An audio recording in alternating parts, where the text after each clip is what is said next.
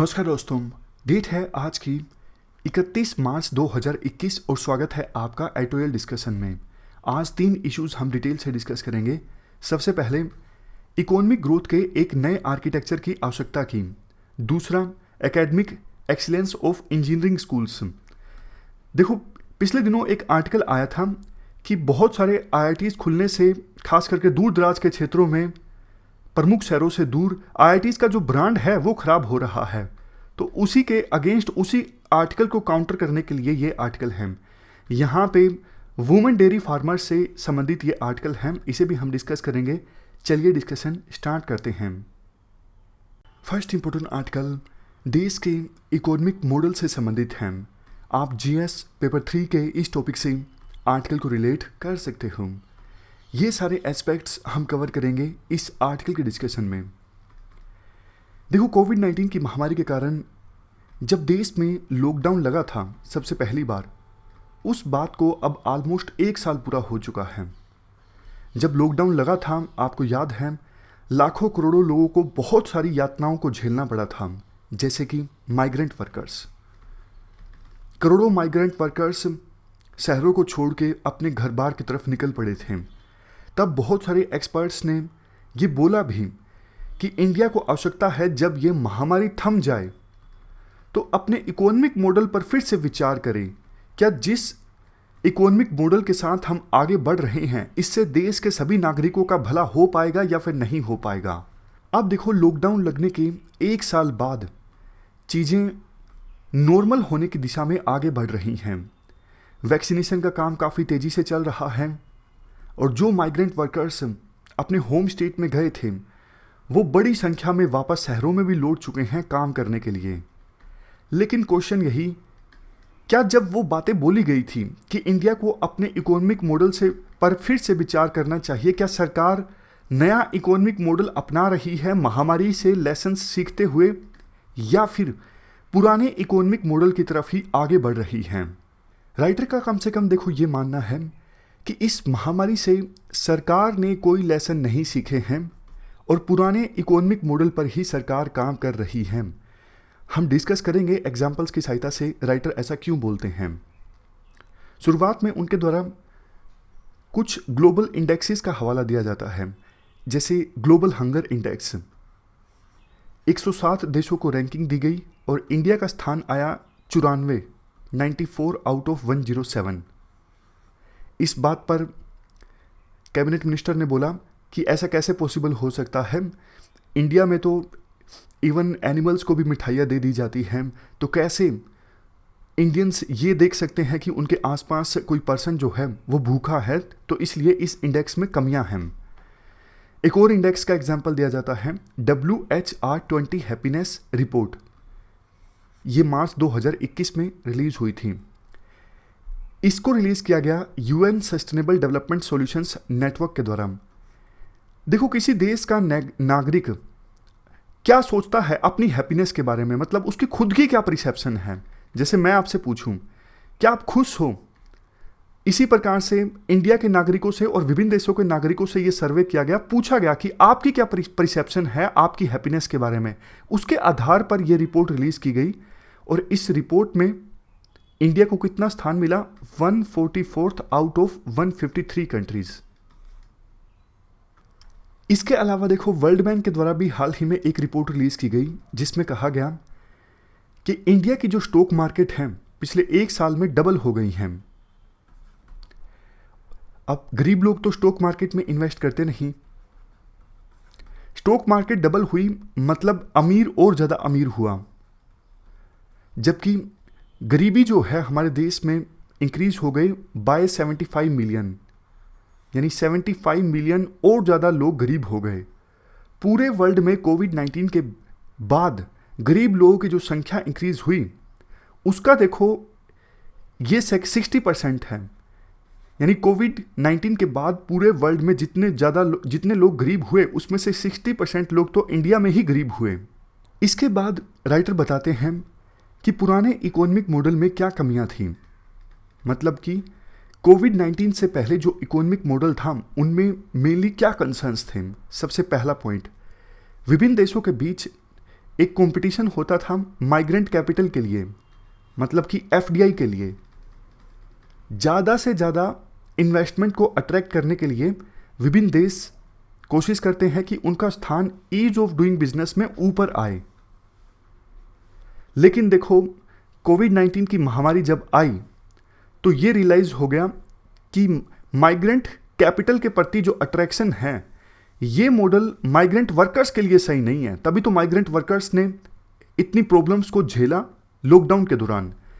Even migrant capital के लिए यानी इन्वेस्टमेंट के लिए ये जो कंपटीशन है विभिन्न देशों के बीच, इस कंपटीशन की वजह से कई सारे देश इन्वायरमेंटल नॉर्म्स को इग्नोर कर देते हैं, लेबर रेगुलेशंस को इग्नोर कर देते हैं, सिर्फ और सिर्फ ये इंश्योर करने के लिए कि बिजनेस करना आसान बनाया जाए। बट ईज ऑफ लिविंग को इंप्रूव करने पर ध्यान नहीं होता विभिन्न देशों का। तो ये सिचुएशन थी कोविड-19 से पहले की। ये सारे पॉइंट्स देकर राइटर लास्ट में बोलते हैं कि सिचुएशन अभी भी इंप्रूव नहीं हुई है, लेकिन पहले वो कोविड-19 से पहले की सिचुएशन का जिक्र कर रहे हैं ताकि आज की सिचुएशन से कंपेयर किया जा सके कि क्या आज इकोनॉमिक मॉडल में बदलाव आया है, कुछ सिचुएशन इंप्रूव हुई है। और राइटर लास्ट में निष्कर्ष निकाल देते हैं, नहीं, जो मॉडल पहले था वही अभी चला आ रहा है। दूसरा पॉइंट, कोविड-19 से पहले सिचुएशन देखो ये थी, इकोनॉमिक ग्रोथ पे ध्यान ज़्यादा था विभिन्न देशों का, लेकिन अगर वो इन्वायरमेंट की कॉस्ट पे आती है तो भी विभिन्न देशों को इससे परहेज नहीं था। इंडिया की बात कीजिए, वाटर क्वालिटी हमारे देश में काफ़ी ख़राब है, एयर क्वालिटी हमारे देश में काफ़ी ख़राब है।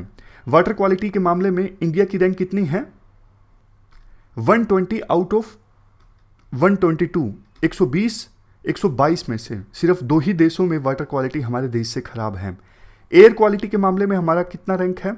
179 आउट ऑफ 180। सिर्फ एक और देश है जिसमें एयर क्वालिटी इंडिया से ख़राब है। तीसरा पॉइंट, जीडीपी देखो जब काउंट की जाती है, कैलकुलेट की जाती है, तो उसमें सोशल कंडीशंस पर ध्यान नहीं दिया जाता कि विभिन्न लोगों की क्या सिचुएशन है, इनइक्वालिटीज़ कितनी हैं, क्या जो ग्रोथ मॉडल है वो सस्टेनेबल भी है या नहीं है, इन्वायरमेंट को कितना नुकसान पहुंच रहा है, उस पर ध्यान नहीं दिया जाता। खैर, ये तो सिर्फ इंडिया की बात नहीं है, वर्ल्ड में कहीं पर भी जो जीडीपी मॉडल है, जीडीपी के कैलकुलेशन में ये सब बातें जो हैं वो इग्नोर कर दी जाती हैं। तो ये सब कमियां राइटर बताते हैं कोविड-19 से पहले इकोनॉमिक मॉडल में। अब आप बताइए, क्या ये सारी कमियां दूर हुई हैं? इसका आंसर है नो। यानी हमने कोविड-19 की महामारी से कोई लेसन नहीं सीखा है। अब राइटर सजेशंस देते हैं क्या करना चाहिए।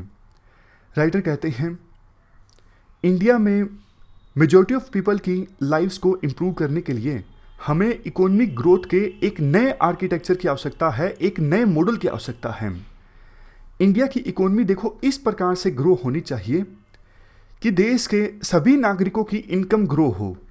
अगर देखो कुछ ही लोगों की इनकम ग्रो होती है और बेशक इससे जीडीपी इंक्रीज हो जाए, लेकिन ये सस्टेनेबल नहीं होगा।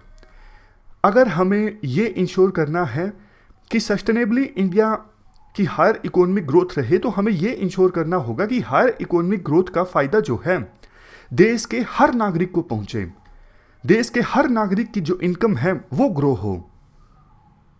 नेक्स्ट पॉइंट, इकोनॉमिक ग्रोथ के कैलकुलेशन में अभी जो काफ़ी सारे एस्पेक्ट्स मिस कर दिए जाते हैं, जैसे इन्वायरमेंट, हैप्पीनेस, इन सब को भी शामिल किया जाए ताकि ब्रॉडर वे में पता लगाया जा सके कि कोई भी देश कैसे ग्रो कर रहा है।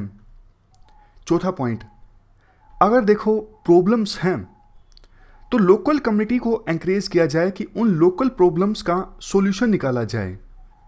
क्योंकि देखो अगर देश में कहीं कहीं कोई अनहैप्पी है, कोई कम्युनिटी अनहैप्पी है, तो उसके अनहैप्पी होने की अपनी अलग से वजह हो सकती है। वो कहते हैं ना, one size doesn't fit all, एक साइज का जूता सबको फिट नहीं आता है। तो लोकल लेवल पे जब कम्युनिटीज़ को एंकरेज किया जाता है सॉल्यूशन फाइंड आउट करने में, और वो जो सॉल्यूशन फाइंड आउट करते हैं वो ज़्यादा कॉन्क्रीट होता है, वो ज़्यादा सस्टेनेबल होता है। सिंपल भाषा में बोलें तो डिसेंट्रलाइजेशन होना चाहिए, बॉटम अप अप्रोच होनी चाहिए ग्रोथ की, ना कि टॉप टू बॉटम अप्रोच। ऐसा नहीं कि दिल्ली में बैठ के बिना लोकल कंडीशंस को कंसीडर करके पॉलिसीज़ बना दी जाएं।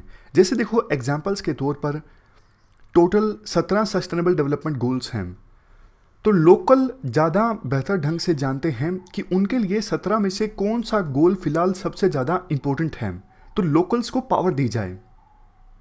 नेक्स्ट पॉइंट में राइटर पूरे वर्ल्ड को ये सजेशन देते हैं कि देखो कुछ लोगों की जो सोच होती है कि जो बैकवर्ड लोग हैं उनकी बैकवर्डनेस गॉड गिवन है।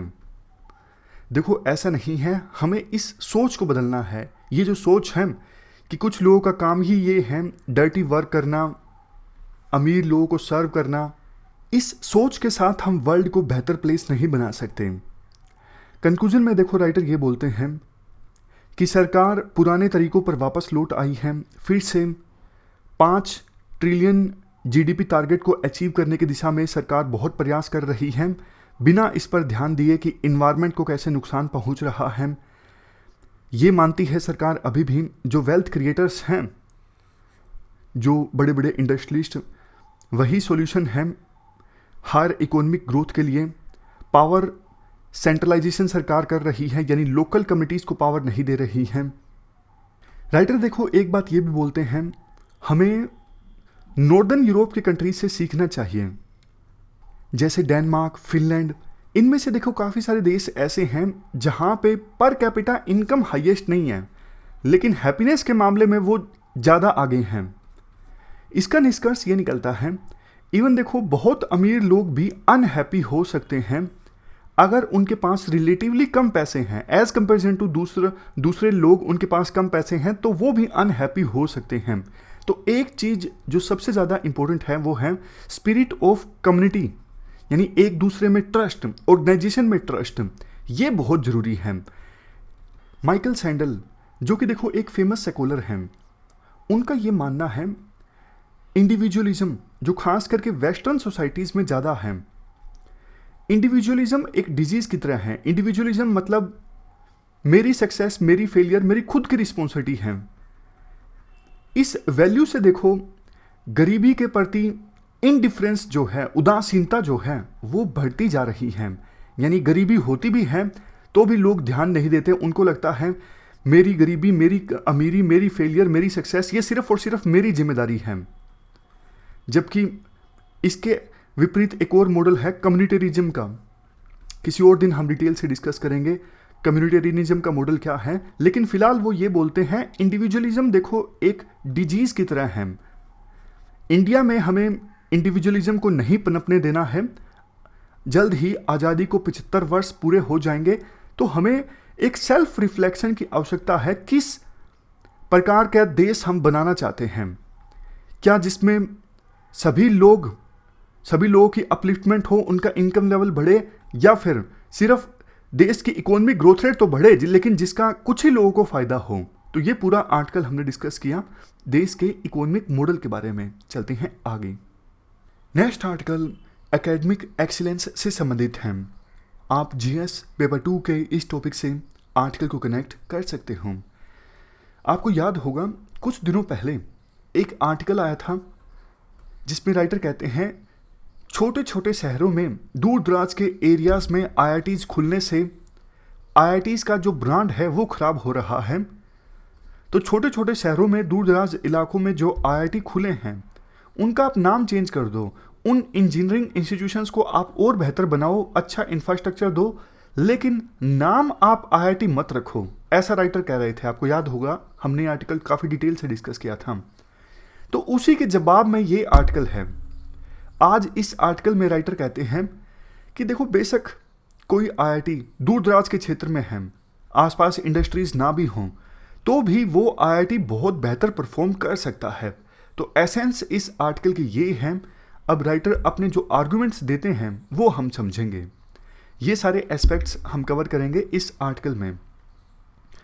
शुरुआत में राइटर कहते हैं देखो किसी भी इंजीनियरिंग स्कूल के कोर फंक्शंस की अगर हम बात करें, पहला कोर फंक्शन होता है साइंस एंड इंजीनियरिंग में स्टूडेंट्स अपना इंटरेस्ट डिस्कवर कर सकें, इस लिहाज से स्टूडेंट्स को गाइड करना कि स्टूडेंट्स का जो इंटरेस्ट है वो जगह साइंस और इंजीनियरिंग में। दूसरा, जब स्टूडेंट्स इंटरेक्ट करें टेक्नोलॉजी, सोसाइटी, इकोनॉमिक्स, इन्वायरमेंट, इन सब के साथ, तो स्टूडेंट्स को गाइड करना, उनके साथ एंगेज करना। नेक्स्ट पॉइंट, स्टूडेंट्स को तैयार करना कि वो as a designer, gadget maker और एंटरप्रेन्योर अपना करियर चूज कर सकें। ये सब काम वो कर सकें कॉलेज से पास आउट होने के बाद। इस प्रकार से स्टूडेंट्स को गाइड करना। नेक्स्ट, स्टूडेंट्स को गाइड करना ताकि वो नए नए गैजेट्स बना सकें, नई साइंस डिस्कवर कर सकें। ये सब काम वो करें लोकल डेवलपमेंट नीड्स को देखते हुए, मतलब लोकल लेवल पे क्या डेवलपमेंटल नीड्स हैं उनको देखते हुए वो नए नए गैजेट्स इन्वेंट करें। तो किसी भी इंजीनियरिंग स्कूल के ये सारे फंक्शन होते हैं। और देखो, ये जो एज होती है ना, यंग एज स्टूडेंट्स की, अगर इस एज में बच्चों को अच्छे से नरिश किया जाए तो उनकी एनर्जी को पूरी तरह से समाज के बेहतरी के लिए यूटिलाइज किया जा सकता है। इसके बाद राइटर काफ़ी सारे पॉइंट्स देते हैं और उन पॉइंट्स की सहायता से ये साबित करने की कोशिश करते हैं कई सारे छोटे छोटे शहरों में जो IITs हैं, जैसे हिमाचल प्रदेश के शहर मंडी में IIT हैं, पंजाब के शहर रोपड़ में IIT हैं। छोटे शहरों में होने के बावजूद ये IITs अच्छा परफॉर्म कर रहे हैं। जैसे सबसे पहला पॉइंट है, राइटर कहते हैं देखो, अगर स्टूडेंट्स सिर्फ स्किल्ड इंजीनियर बने, उनको बोलना ना आए, उनका कॉन्फिडेंस कम हो, तो ये भी अच्छी बात नहीं है। तो IIT मंडी ने एक अच्छी शुरुआत की कि जैसे ही बच्चों का IIT में एडमिशन होगा, 5 हफ्तों का एक इंडक्शन प्रोग्राम होगा जिसमें नए एडमिशन प्राप्त हुए बच्चे घर जैसा महसूस कर सकें, स्टूडेंट्स और फैकल्टी के बीच इंटरेक्शन ज़्यादा हो, फैकल्टीज ना सिर्फ एकेडमिक क्षेत्र में बल्कि लाइफ के क्षेत्र में भी बच्चों को गाइड कर सकें। इसके बाद राइटर फैकल्टीज़ का एग्जाम्पल देते हैं। हमारे देश में जो मेन IITs हैं, जैसे IIT मुंबई, IIT दिल्ली, इन IITs में काफ़ी बार तो देखो फाइनल ईयर का जो प्रोजेक्ट होता है वो बहुत ज़्यादा इम्पोर्टेंट होता है, लेकिन इवन फाइनल ईयर का प्रोजेक्ट भी मैंडेटरी नहीं है। फाइनल ईयर का प्रोजेक्ट अगर बच्चे अच्छे से डेवलप करते हैं तो ये सुनिश्चित होता है कि बच्चे सिर्फ डिग्री लेके पास आउट नहीं हो रहे हैं, उनके अंदर आवश्यक स्किल भी हैं, उन्होंने सीखा भी है। लेकिन इवन मेन IITs में ये जो फाइनल ईयर का प्रोजेक्ट है वो मैंडेटरी नहीं है, और उसका रीज़न है लैक ऑफ फैकल्टीज़, यानी फैकल्टीज़ इतनी ज़्यादा नहीं हैं इन प्रोजेक्ट्स को मॉनिटर करने के लिए, उनको सुपरवाइज करने के लिए। जबकि छोटे IITs में फैकल्टीज़ की संख्या अच्छी खासी है। तो राइटर इस पॉइंट से ये साबित करना चाहते हैं कि कैंपस कितना रिमोट एरिया में है उस पर डिपेंड नहीं करता कि वो कॉलेज कितना अच्छा होगा या बेकार है। फैकल्टीज़ की संख्या कितनी है, फैकल्टीज़ की क्वालिटी कैसी है, ये भी मेजर फैक्टर्स हैं जो कि इंजीनियरिंग स्कूल की एक्सीलेंस को डिटरमाइन करते हैं। इसके बाद राइटर फैकल्टीज़ पर फोकस करते हैं, मतलब एक पॉइंट उठा के उस पर ज़्यादा फोकस करते हैं, हायरिंग ऑफ फैकल्टीज़। राइटर कहते हैं देखो, हमारे देश में दिक्कत ये है कि या तो कॉलेजेस में फैकल्टीज़ को हायर ही कम किया जाता है, उनकी पोस्ट खाली पड़ी रहती हैं, और काफ़ी बार ऐसा होता है हायर भी कर लिया जाता है तो उनको एडिशनल टास्क दे दिए जाते हैं, जैसे आपको कैंटीन मैनेज करनी है, एडमिशन प्रोसेस आपको मैनेज करनी है। तो इससे फैकल्टीज़ के पास टाइम कम बचता है। ऑलरेडी हमारे देश में फैकल्टीज़ को जो सैलरी है वो इंटरनेशनल स्टैंडर्ड्स के हिसाब से नहीं दी जाती हैं। तो फैकल्टी को रिक्रूट करने की जो प्रोसेस है इसे हमें स्ट्रीमलाइन करना होगा। हायरिंग प्रोसेस में भी काफ़ी अनियमितताएं हैं। जैसे देखो, आमतौर पे 2 स्टेज होती हैं हायरिंग में। पहला तो जिन कैंडिडेट्स ने अप्लाई किया है उनको शॉर्टलिस्ट करना कि इन लोगों को इनवाइट किया जाएगा इंटरव्यू के लिए, और दूसरी स्टेज है उनका एक्चुअल में इंटरव्यू लेना और उसके आधार पर फाइनल सिलेक्शन करना। राइटर कहते हैं पहली जो स्टेज है कि जिन कैंडिडेट्स ने अप्लाई किया है उनको शॉर्टलिस्ट करना, ये मैकेनिकली की जाती है। मतलब सिर्फ ये देख लिया जाता है कि इस फैकल्टी ने इतने पेपर्स पब्लिश किए हैं तो ये अच्छा होगा। जबकि देखो, प्रैक्टिकल बात अगर हम कहें तो बहुत से लोग फर्जी ढंग से पेपर पब्लिश कर देते हैं, पेपर की क्वालिटी अच्छी नहीं होती, सिर्फ नाम का पेपर पब्लिश वो कर देते हैं। तो इस वजह से काफ़ी जो अच्छे अच्छे कैंडिडेट्स होते हैं, जिन्होंने बेशक कम पेपर पब्लिश किए हैं लेकिन उन्होंने कोई घोटाला नहीं किया है, उन्होंने अपनी मेहनत से पेपर पब्लिश किए हैं, उनके पेपर बहुत ज़्यादा क्वालिटी वाले हैं, कॉपी पेस्ट नहीं है, वो इस प्रोसेस से बाहर हो जाते हैं क्योंकि सिर्फ नंबर्स देखा गया था कि किस बंदे ने कितने पेपर पब्लिश किए हैं। तो इसको सुधारने के लिए होना ये चाहिए कि एक एक्सटर्नल कमेटी, जो कॉलेज की कमेटी ना हो, बाहर की कमेटी हो, वो एक्सटर्नल कमेटी पहली स्टेज को पूरा करे, यानी बाहर की कमेटी कैंडिडेट्स को शॉर्टलिस्ट करने की जो प्रक्रिया है इसे पूरा करे। और एक चीज़ ये की जा सकती है एक्सटर्नल कमेटी के द्वारा कि जितने भी कैंडिडेट्स ने अप्लाई किया है उनको बोला जाए कि भैया आप अपने जो दो बेस्ट पेपर्स जो है वो लेके आइए। आपको जो लगता है कि आपने जो रिसर्च पेपर पब्लिश किए हैं उनमें से ये 2 सबसे बेस्ट हैं, आप ये लेके आइए। इसके अलावा आपका 2 जो बेस्ट टीचिंग संबंधित पेपर्स हैं, जैसे आपने कोई एग्जाम पेपर बनाया है या फिर आपने कोई नोट्स दिए हैं बच्चों को, 2 आप अपने सबसे बेस्ट नोट्स या फिर सबसे 2 बेस्ट एग्जाम पेपर्स लेकर आइए। ये 4 चीज़ें अगर कैंडिडेट्स लेके आएंगे और बाहर की कमेटी अगर इन 4 चीज़ों के आधार पर कैंडिडेट्स को शॉर्टलिस्ट करेगी, तो फिर क्वालिटी वाले जो कैंडिडेट्स हैं वो शॉर्टलिस्ट होंगे और बाद में जब उनका इंटरव्यू लिया जाएगा तो बेस्ट फैकल्टीज जो हैं उनको हायर किया जा सकेगा। तो इन सब आर्ग्यूमेंट्स को कंक्लूड करते हुए राइटर लास्ट में ये बोलते हैं, देखो रिमोटनेस एक क्राइटेरिया नहीं है कि कोई इंस्टीट्यूशन कितना ज़्यादा एक्सीलेंट होगा या नहीं होगा। एग्जाम्पल के तौर पर यूके की इंस्टीट्यूट है कॉर्नेल यूनिवर्सिटी, ये रूरल न्यू इंग्लैंड में है और काफ़ी नामी गिरामी ये यूनिवर्सिटी है कॉर्नेल यूनिवर्सिटी। जापान की न्यूएस्ट वर्ल्ड क्लास जो यूनिवर्सिटी है Okinawa institute of science and technology graduate university, ये भी बिल्कुल एक रिमोट कॉर्नर में है। इवन देखो आज के समय में तो ये बात भी साबित हो चुकी है, सिर्फ बड़ी बड़ी कंपनीज ही नई टेक्नोलॉजी नहीं डेवलप कर सकती, इवन छोटे छोटे जो स्टार्टअप हैं वो भी नई नई अच्छी अच्छी टेक्नोलॉजी डेवलप करते हैं। जैसे एग्जांपल दिया जाता है आईआईटी मंडी का। आईआईटी मंडी ने अटल इनोवेटिव रैंकिंग में 7वां स्थान प्राप्त किया और आईआईटी मंडी ने एक प्रोजेक्ट डेवलप किया था लैंडस्लाइड वार्निंग सिस्टम का, जिसे स्कोच अवार्ड भी मिला।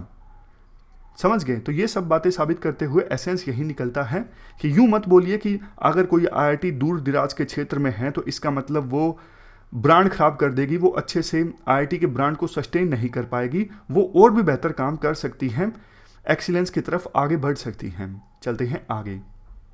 नेक्स्ट आर्टिकल डेयरी सेक्टर में वुमेन फार्मर्स के बारे में है। आप जीएस पेपर 2 के इस टॉपिक से और जीएस पेपर 1 से भी आर्टिकल को रिलेट कर सकते हो।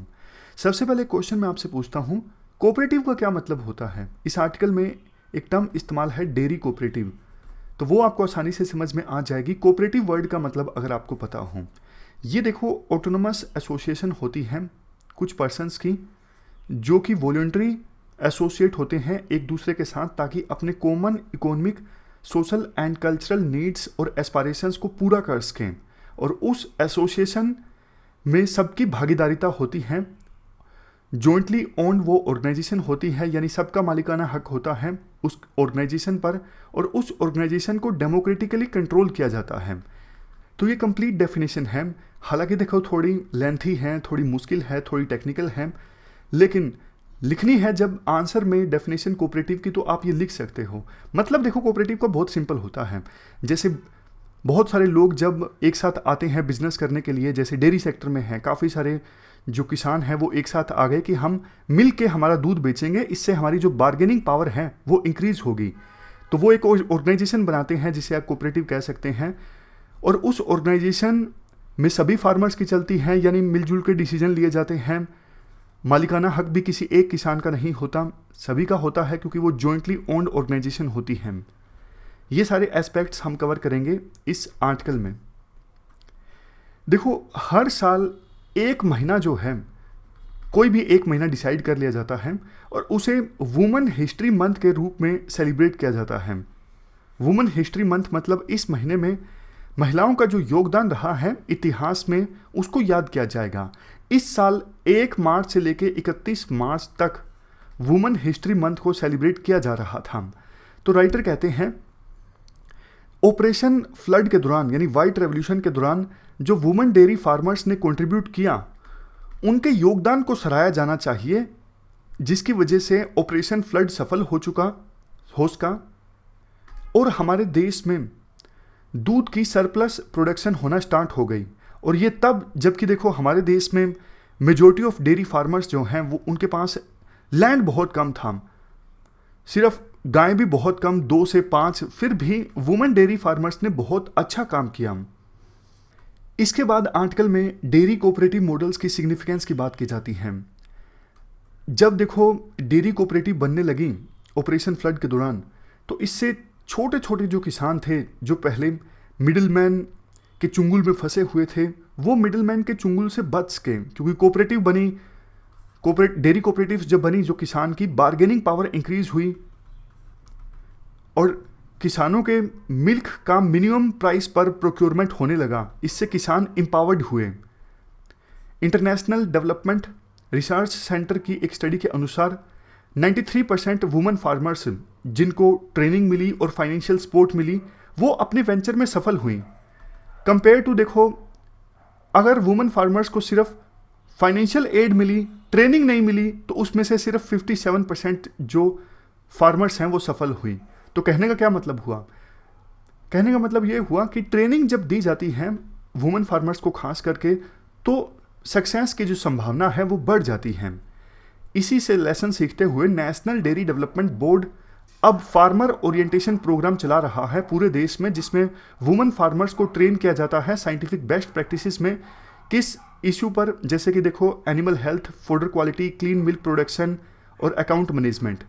लेटेस्ट डेटा के अनुसार हमारे देश में अभी देखो 1,90,000 डेयरी कोऑपरेटिव सोसाइटीज़ हैं, जिसमें ऑलमोस्ट 6 मिलियन यानी 60 लाख वुमेन मेंबर्स हैं। इसके बाद देखो कुछ वुमेन लेड डेयरी कोऑपरेटिव्स की बात की जाती है। इनका ये एग्जांपल्स हैं जिनका इस्तेमाल आप ऐसे में कर सकते हो। राइटर कहते हैं नेशनल डेयरी डेवलपमेंट बोर्ड ने वुमेन लेड जो डेयरी कोऑपरेटिव्स हैं उनको सफल बनाने में अहम योगदान दिया है। जैसे श्रीजा महिला मिल्क प्रोड्यूसर कंपनी, ये 24 महिलाओं के द्वारा स्टार्ट की गई थी, लेकिन आज के समय में इस कंपनी में 90,000 मेंबर हैं और एनुअल टर्नओवर है 450 करोड़ के आसपास।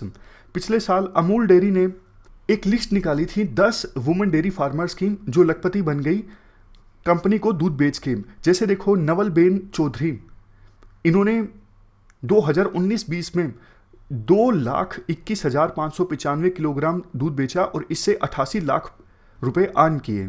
तो ये सिर्फ एग्जाम्पल है जो कि आप लिख सकते हो। जैसे देखो एक और भी एग्जाम्पल है, राजस्थान की एक women dairy farmer Prem by, जिन्होंने ना तो कभी एजुकेशन प्राप्त की, ना ही कभी फॉर्मल एम्प्लॉयमेंट हासिल की, लेकिन वो भिलवाड़ा मिल्क यूनियन की मेंबर जब बनी तो उनकी लाइफ ट्रांसफॉर्म हो गई। वो आज के समय में अपनी फैमिली का एकमात्र ब्रेड विनर है, यानी जीवन याचिका कमाने वाली एकमात्र मेंबर हैं फैमिली की। अभी हाल ही में उन्होंने 25 एकड़ लैंड परचेज किया और काफ़ी अच्छी लीडरशिप रोल वो प्ले कर रही हैं लोकल लेवल पे। यही राइटर कहना चाहते हैं, जब देखो वुमेन डेयरी फार्मर्स कोऑपरेटिव में पार्टिसिपेट करती हैं तो वो बहुत कुछ सीखती हैं। ना सिर्फ उनसे वो उनको इनकम उनका लेवल बढ़ता है, बल्कि देखो वो ग्रूम होती हैं हायर लीडरशिप पोजीशन लेने के लिए। लोकल लेवल पे महिलाओं की लीडरशिप तैयार होती है। यही तो सरकार चाहती है, यही तो हमारा समाज चाहता है कि महिलाएं जो हैं वो इक्वल हों, लोकल लेवल पे महिला लीडर्स उभरें, और ये सब हो रहा है डेयरी कोऑपरेटिव्स की सहायता से। कंक्लूजन में राइटर बोलते हैं, तो इन सब लेसन से सीखते हुए सरकार को इन वुमेन डेयरी कोऑपरेटिव्स को और ज़्यादा प्रमोट करना चाहिए, एनकरेज करना चाहिए, क्योंकि इससे ना सिर्फ गरीबी खत्म होती है, लोकल लेवल पे महिलाओं का एम्पावरमेंट होता है। इवन फॉर्मल एजुकेशन ना भी प्राप्त की है महिलाओं ने, लेकिन वो डेयरी कोऑपरेटिव की मेंबर हैं, फिर भी वो मार्केटिंग के बारे में जानती हैं, वो फाइनेंस के बारे में सीख जाती हैं, उनको एम्पावरमेंट होता है बहुत अच्छे ढंग से। तो ये पूरा आर्टिकल हमने डिस्कस किया वुमेन डेयरी फार्मर्स के बारे में। तो ये थी हमारी आज की डिस्कशन। आज 3 इश्यूज हमने डिस्कस किए। Thank you very much for discussion.